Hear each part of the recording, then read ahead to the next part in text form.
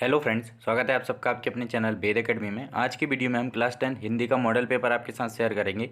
अगर आप इस पेपर को अच्छी तरीके से प्रिपेयर कर लेते हैं तो आप अपने बोर्ड एग्जाम में 80 to 90% मार्क्स इजीली स्कोर कर पाएंगे। क्योंकि कोरोना काल के चलते आपकी क्लासेस प्रॉपर तरीके से नहीं हो पाई हैं, तो इस मॉडल पेपर से आपके 80 to 90% क्वेश्चन आने की पूरी प्रोबेबिलिटी है।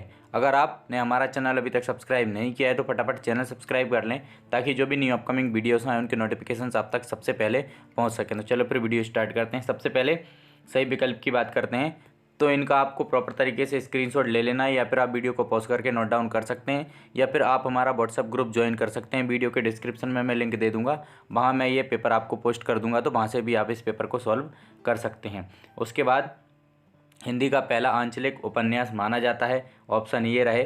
काव्य के भेद हैं, इसके ऑप्शन ये रहे। उसके बाद रस के अंग होते हैं, ये ऑप्शन रहे। समास के भेद। उसके बाद रिक्त स्थान में सही शब्द चुनकर लिखिए। रिक्त स्थान फिल इन द ब्लैंक्स करना है आपको। छायावाद के प्रमुख आधार खालिस्तान है। सूरदास का जन्म सन खालिस्तान में माना जाता है। सूरज कब निकलेगा, यह रचना खालिस्तान की है। जॉर्ज पंचम की नाक की रक्षा के लिए खालिस्तान तैनात कर दिए गए थे, और खालिस्तान एक महाकाव्य है। अंधों में काना राजा लोकोक्ति का अर्थ खालिस्तान है। हड्डी पसली एक करना मुहावरे का अर्थ खालिस्तान है। उसके बाद नेक्स्ट है सही जोड़ी लिखिए। आपको सही जोड़ी मैच करनी है। आप अच्छी तरीके से इस पेपर को सॉल्व कर लें, क्योंकि इस पेपर से आपके 80 to 90% क्वेश्चन आने की पूरी प्रोबेबिलिटी है। उसके बाद निम्न प्रश्नों के उत्तर एक वाक्य में लिखिए। इन सब के आपको उत्तर एक वाक्य में लिखने हैं। नई कविता का प्रारंभ किस सन से माना जाता है। हिंदी का प्रथम उपन्यास किसे माना गया है। पाठ छाया मत छूना के कवि का नाम लिखिए।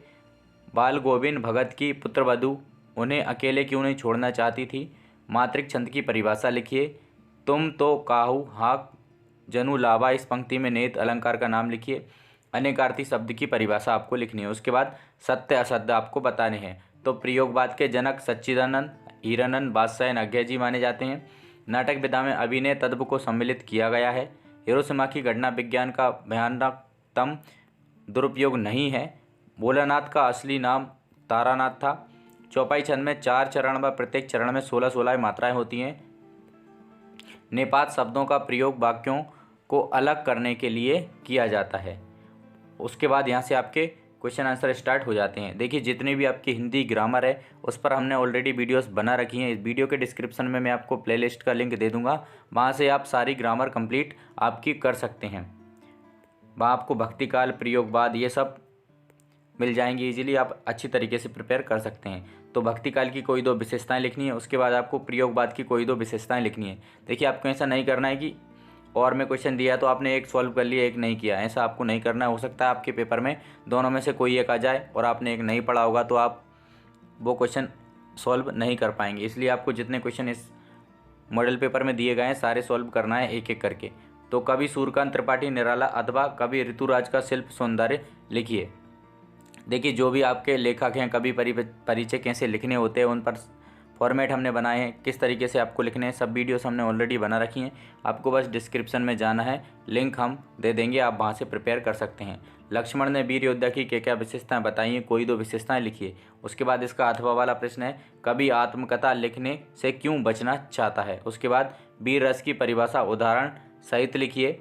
और महाकाव्य किसे कहते हैं, किसी एक महाकाव्य का नाम लिखिए। देखिए, महाकाव्य, खंडकाव्य, इन सब पर हमने ऑलरेडी वीडियो बना रखी है। आपको बस वीडियो के डिस्क्रिप्शन में जाना है, लिंक मिल जाएगी, वहाँ से आप देख सकते हैं।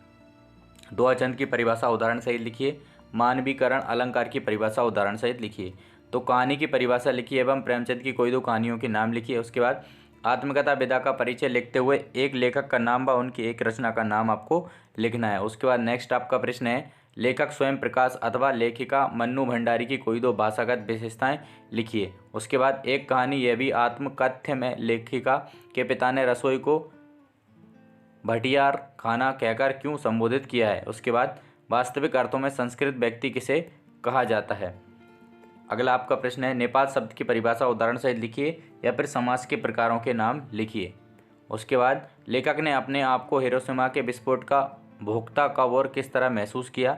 जॉर्ज पंचम की लाट की नाक को पुनः लगाने के लिए मूर्तिकार ने क्या क्या यत्न किए। उसके बाद आपका अगला प्रश्न है, महाकाव्य एवं खंडकाव्य में कोई 3 अंतर आपको लिखने हैं। स्थायी भाव एवं संचारी भाव में कोई 3 अंतर आपको लिखने हैं। मुहावरे एवं लोकोक्ति में कोई 3 अंतर लिखने हैं। विज्ञापन लेखन एवं सूचन लेखन में कोई 2 अंतर स्पष्ट करने हैं। देखिए, महाकाव्य, खंडकाव्य, स्थायी भाव, संचारी भाव, मुहावरे, लोकोक्ति, इन सब पर भी हमने ऑलरेडी वीडियोस बना रखी हैं। आपको बस वीडियो के डिस्क्रिप्शन में जाना है, वहाँ से आपको प्रिपेयर कर लेना है। आपको अपठित गद्यांश अथवा अपठित काव्यांश को पढ़कर नीचे लिखे प्रश्नों के उत्तर देने हैं। जिस मनुष्य के हृदय में ईर्ष्या घर बना लेती है, वह उन चीज़ों से आनंद नहीं उठाता जो उसके पास मौजूद हैं, बल्कि उन वस्तुओं से दुख उठाता है जो दूसरों के पास मौजूद हैं। वह अपनी तुलना दूसरों से करता रहता है और इस तुलना में अपने पक्ष के सभी अभाव उसके हृदय पर डंक मारते रहते हैं। डंक के इस दाह को भोगना कोई अच्छी बात नहीं है, मगर ईर्ष्यालु मनुष्य करे तो भी क्या करे, आदत से लाचार होकर उसे यह वेदना भोगनी पड़ती। ईर्ष्या का यही अनोखा वरदान होता है। तो उपयुक्त गद्यांश का सटीक शीर्षक आपको लिखना है। ईर्ष्यालु व्यक्ति दुखी क्यों रहता है, दाह और लाचार शब्द के अर्थ आपको लिखना है। या फिर इसका अथवा वाला प्रश्न है, जननी तेरे सभी जात हम जननी तेरे जय हो, विश्वराज के प्रजातंत्र में किसको किसका भय है। यह व्यक्तिगत स्वतंत्र हमारे साधित सर्वोदय है, सीमाओं के बंधन टूटे, प्रलय युद्ध सब पीछे छूटे, जन जन ने जीवन रस लूटे, हिंसा रहित हृदय है। व्यक्ति की स्वतंत्रता से क्या सद रहा है। उपयुक्त पद्यांश का सारांश लिखिए। उपयुक्त पद्यांश का उचित शीर्षक आपको लिखना है। उसके बाद लेखिका मन्नू भंडारी के साहसिक व्यक्तित्व पर एक अनुच्छेद आपको लिखना है। 2 मित्रों के बीच मेरी प्रिय कहानी विषय पर आपको संवाद लिखना है। उसके बाद आपका अगला प्रश्न है, निम्नलिखित पद्यांश का संदर्भ प्रसंग सहित आपको अर्थ लिखना है।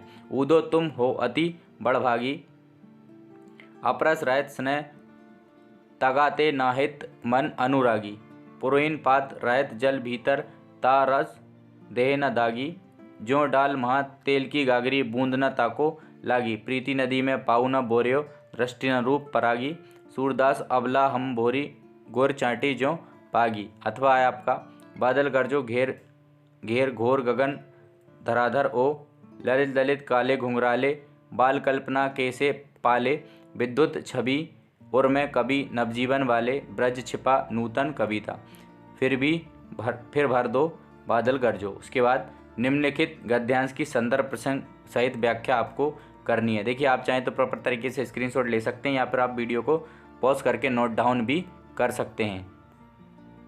उसके बाद अपने शैक्षिक प्रगति से अवगत कराने हेतु पिताजी को पत्र आपको लिखना है। उसके बाद निम्नलिखित विषयों में से किसी एक पर आपको रूपरेखा सहित निबंध लिखना है।